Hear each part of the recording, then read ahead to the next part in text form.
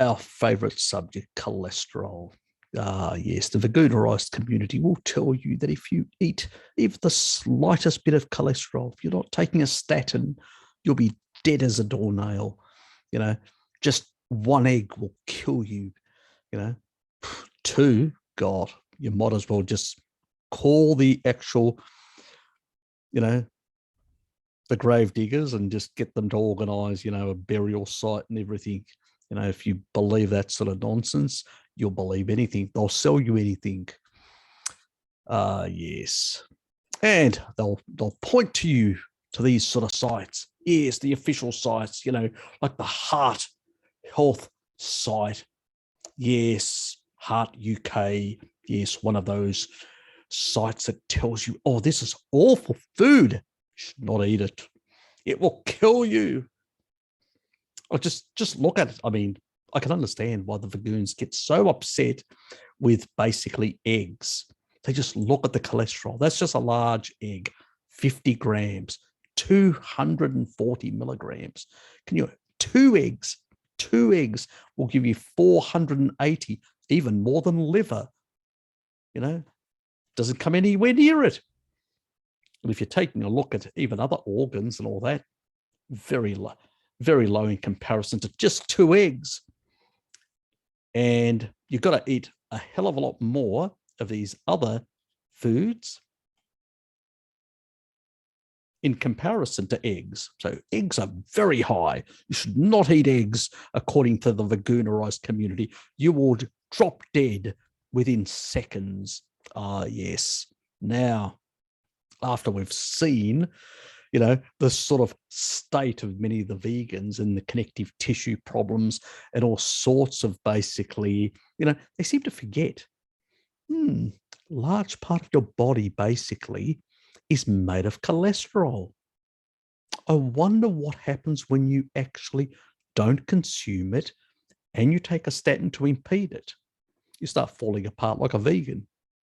They only last for about, 85% of them only last for about less than a couple of years. And then the rest of them basically supplement heavily, inject themselves, use steroids like some of them, trying to stay with a movement. Yes, it's crazy sort of stuff. But if you're more into a species appropriate diet, this is the sort of foods you should be eating. Now, if this was true, that basically one egg would kill you, or basically cholesterol is the killer, I need to explain how this 88-year-old man who he had an addiction, an egg addiction. Other people have porn addictions and other things like that are a bit more entertaining. But, this guy had an egg addiction. Oh, yes, this old geezer had really an egg addiction. This was back in the 90s when people were still a bit more sensible than today in terms of their dietary approach to life. He was 88 years old and he was consuming 25 eggs on average. He outlived his parents. His dad actually died at the ripe old age of 40. Oh, yes. Wasn't eating enough eggs, I'd say. His mother died at 76. Basically, there's no special genetics in these people. It's not as if these people have got special longevity genetics, nothing like that. Basically, if you're eating he was eating, probably consuming that amount of eggs, he'd be probably eating slightly less some of the other sort of stuff, which are probably deleterious, the refined crap that most people eat today. So this person outlived and was known to have been consuming for many decades. His doctor knew him for about 15 years. Some of his friends knew him longer. And he basically professed that he had this addiction for a very long time, multiple decades. He was 88 years old, had no real major health issues or whatever, was living in a nursing home, a bit, not the best environment to basically live in. But at the end of the day, compared to other people in the general community today, nowadays, who are suffering from Alzheimer's and suffering from dementia and, shitting themselves in these sort of establishments, have, all the sort of leaky gut and all sorts of health problems. This guy was fine. In science, let me just explain something. Vagoons. There's a Bradford Hill criteria in epidemiology. It basically says that if you increase something, it should basically make things worse. And if you reduce something, it should improve things, like tobacco, which has got an odds ratio. It's not a risk ratio because we're talking about incidence.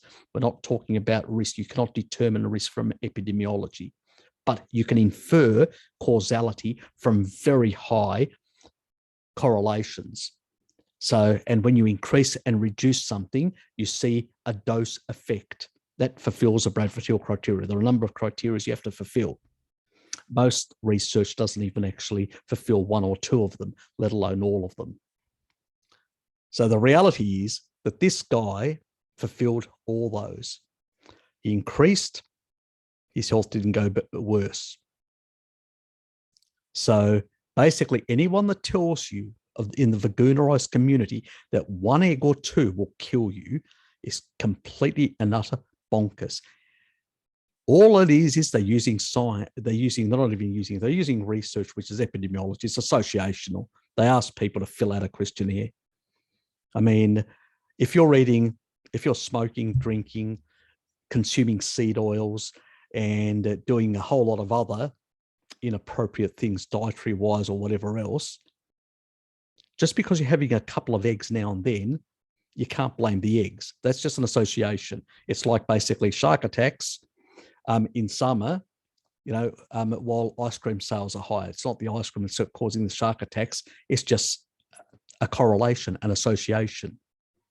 In order to prove something, you have to do clinical research, and you have to show mechanism. That means this case study of this person, this older gentleman, is a case study which actually shows mechanism. It actually disproves the mechanism that cholesterol causes problems.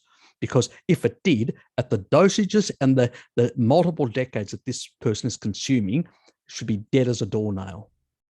Should have basically died at 40 or even younger like his father. But that isn't the case. So stop spreading garbage research on the internet, because eggs, animal-based nutrition, we've been taking eggs in the wild eggs, tribal people, for millions of years. We've been consuming meat for millions of years. We've only basically, in the modern era, where we've completely and utterly changed the food supply and refined it to buggery and introduced toxins like seed oils and refined sugars, that's when we got into trouble. It's not these animal products. Cholesterol will not kill you. Cholesterol basically is the thing of life. If you had zero cholesterol, you'd die, you'd drop dead. Your cell membranes are made of cholesterol. It's only when it gets oxidized, and that's when you put all these rancid oils and the rancid fats from plants that have been extracted in a oil refinery, when you put that sort of crap, toxic crap, and put refined sugars in large amounts which glycate all the proteins in your body, that's what causes advanced glycation end products. That's what causes a lot of these problems when you overload the body with all this crap. It's the modern food that's actually killing us, not the egg or cholesterol.